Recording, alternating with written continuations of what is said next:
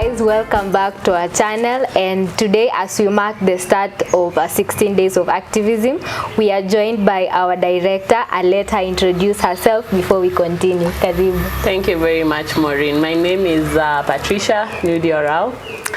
Yes. So Madam Patricia, kindly give us a picture of what 16 days of activism is, and as an organization, what do you do to ensure you fulfill this year's themes, that is investing to eradicate violence against women and girls? Yeah, so 16 days of activism is 16 days, just as its name, where people come together, activists come together to be able to highlight prevention of gender-based violence, or violence against women and girls. It was started in the year 1991 by a group of activists. It has been commemorated every year since then. And so we as an organization have been taking part in the 16 days of activism ever since we were founded. So we were founded in the year 2020. So throughout those 2 years, we have been engaged in a number of activities, basically community-led activities, where we have conversations with women, we have outreaches to be able to highlight the issues women go through. We've done features around sex for pads, sex for water. We've done a couple of sit-down interviews with duty bearers to be able to just highlight their role.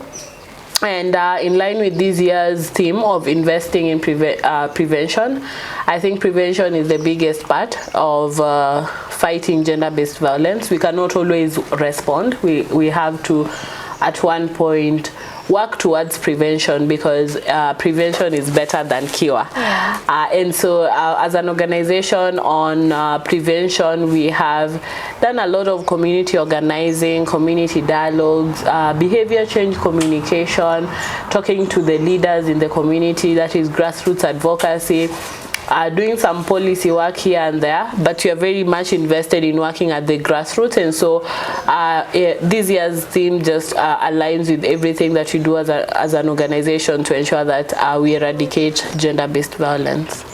Just like any other journey, I know this journey has a lot of challenges. Just give us a brief of some of them that you face in the community.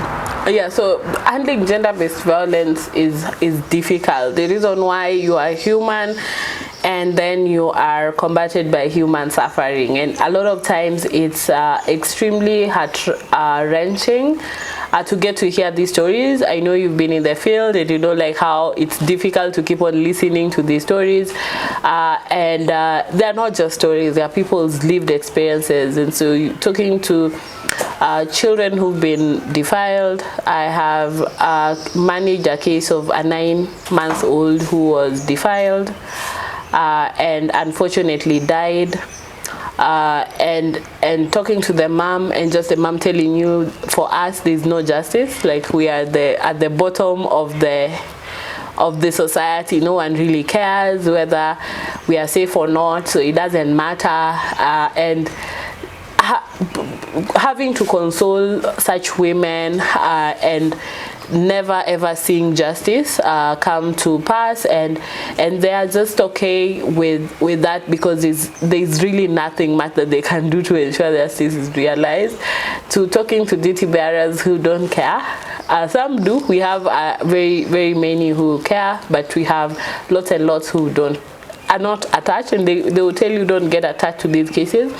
But I don't know how you handle gender-based violence cases without being attached, because these are real life experiences of women and girls, and so we have journeyed with a lot of women.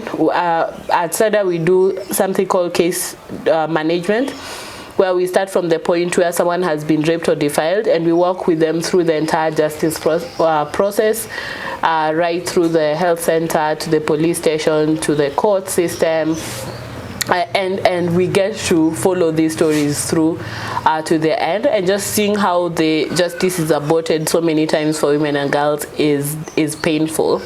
And I think one of our biggest campaign right now is to have a safe house for girls and women, so that justice is able to be realized, because at times it's very difficult. Most of the defilement happens within the home, so it's an uncle, it's a father, it's just someone who is so close to them, and for them to get justice, they need to be able to be taken out of that environment. A lot of times there is nowhere else to take them, and so you find that the breadwinner is also the abuser, and that becomes very difficult to be able to get justice. And so in investing, in the investment part, we are big on advocating for investment so that we can be able to construct safe centers.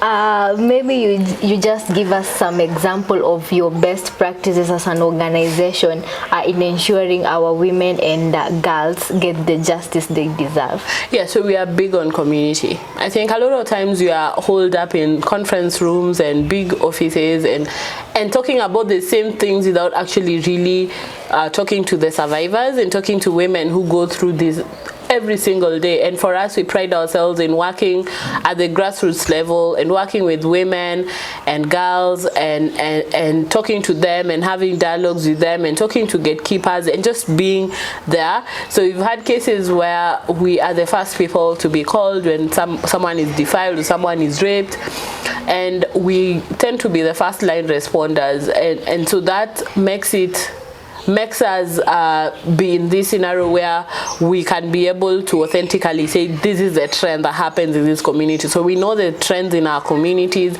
not because we've had them in conferences or in big hotels, which I have nothing against it, it's just not where we are focused. And we can be able to tell you this is a trend here, and we can be able to humanize the data. So it's all about 15 women in 60 women or whatever. For us, like, that data is great, it helps in decision making, but we will point you to the stories of different girls. We are big on storytelling, we are big on documentation, we are big on case management and follow-up, and so that makes us to be different. So when we are actually advocating for a policy issue, we are not advocating from a point of literature that we've read somewhere. We are advocating from the lived experiences that we get to interact with every day. So Madam Patricia, maybe one of our audience is watching us right now and they are willing to support some of the activities that you do as an organization. What is the right procedure that they should follow? So you reach us out at info@standardkenya.org. We will have conversations from there, and that's a very good point. We don't actually have any donor support for the gender work that we do, and we are looking forward to having partners on board to be able to work together. And for us, investment is not only in terms of cash, it could be in terms of human resource and the other aspects of this work, because it's very labor intensive. We have to at times leave our houses at night to go and do a rescue programs, and because we don't have the right we don't have the available resources to be able to do this work. At times it's trainers. We are looking at having a rescue center, because we have cases where we've had to host girls in our own homes. We've had to transport them kilometers and kilometers to be able to get the help that they deserve. And we are hoping to be able to have a holding center where we can have these girls as a way to take them to a rescue center or a safe house or wherever that is. And so we would really call for support on our case management front, on response, and on prevention, the work that we do at the community level. As we wrap up the conversation, just give us just paint a picture of how you want to see the future in terms of justice for our girls and our women. Thank you very much. My ideal society is that we don't have violence against women and girls. I'm not sure whether I will live to see that reality, because every single day you're confronted by scenarios that make you feel that we could be going 10 steps forward and 100 steps backward, and it's frustrating. My ideal society is where government takes it seriously, I don't believe that state actors can be able to work alone, to be able to, non-state actors will be able to work alone and push the needle. We need government on board. And it's not about like the things that they tell us during 16 days of activism, empty political declarations that don't actually make sense. It's not those ones. It's them putting their money where their mouth is. It is not only about like telling us things that are not working, pushing policies that are not implemented, saying things that don't make sense, and it's more about investing and putting money and ensuring that justice is realized, resourcing our police stations to be able to document cases of GBV. It's health centers working 24 hours to be able to collect data. It's court processes being easier for children. It's so frustrating when children go to court and they are told to recount their experiences over and over again for 10 years without justice. Like, how can we ensure that justice is realized quick, especially for children and also for the adults, because rape and defilement is very traumatic, and when you keep on narrating these experiences, then it becomes very traumatic. It's government to be able to ensure that they care. I don't think they care. They say so many things that they don't mean, and that's frustrating. We pay taxes as women, probably the biggest taxpayers. We deserve care, we deserve to be taken seriously, and we deserve to be protected. Thank you, Madam Patricia. It was a pleasure hosting you today. And to our viewers, kindly follow us at Stada Kenya across all platforms, and make sure you subscribe so that you can get a lot of content lined up for you these 16 days. Bye. Bye.